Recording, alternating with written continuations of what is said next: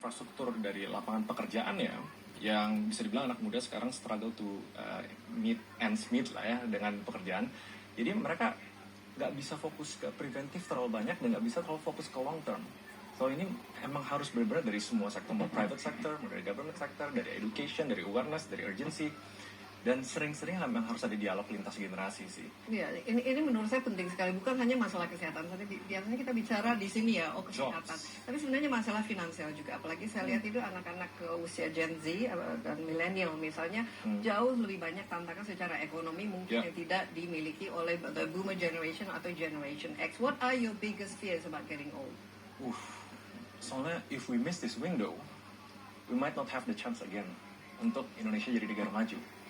In the urgency untuk 2030 both dari private sector sama dari government sector untuk ciptain lapangan pekerjaan gitu. Sebenarnya kan pilarnya 3 ya. Kalau kita ngomong tentang kesejahteraan, kalau saya pakai bahasa bodoh, kesehatan, pendidikan, dan pekerjaan gitu. Tapi kalau kita ngomong produktivitas, di mana finance jadi driving factornya untuk mereka lebih aware tentang kesehatan. Oke deh, jangan terlalu makan gorengan. Oke deh, kurangi merokok. Ternyata relates a lot to finance gitu. Kalau misalnya tema gedenya dari COVID adalah kesehatan, kayaknya sekarang menuju ke 2030 pekerjaan sih. How setiap 1% perkembangan ekonomi kita sekarang itu inelastis, nggak apple to apple sama terciptanya lapangan pekerjaan. My biggest worry, dan I think I represent a lot of youth, produktif nih, tapi nggak bisa mewadahi produktivitasnya. Apakah ada lapangan pekerjaan yang bisa menyerap mereka? Baru bisa fokus ke yang lainnya yang long term. Ya, apa yang Raymond lakukan untuk mempersiapkan diri to embrace your older self? I am for most part bersyukur privileged enough to be literate. Sebagai generasi milenial di perbatasan digital, I am digital literate, dan karena my work revolves around financial sector, I am financial literate. Jadi udah bisa berpikir long term gitu. Dan kebanyakan orang yang bisa berpikir long term itu karena mereka punya buffer. They have a room untuk mikirin yang the wants, not just the needs.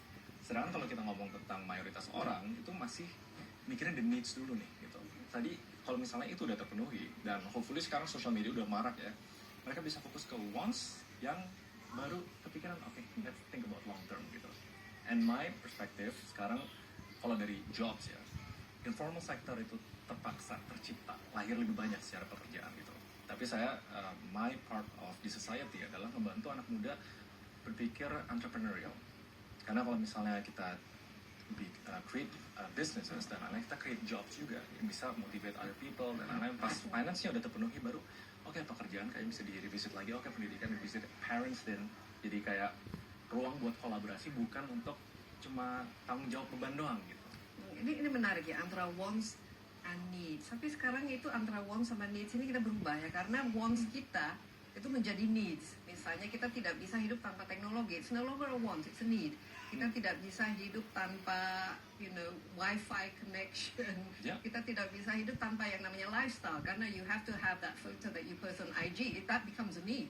A lot of us, we don't exist without our social media kan. Ini the cost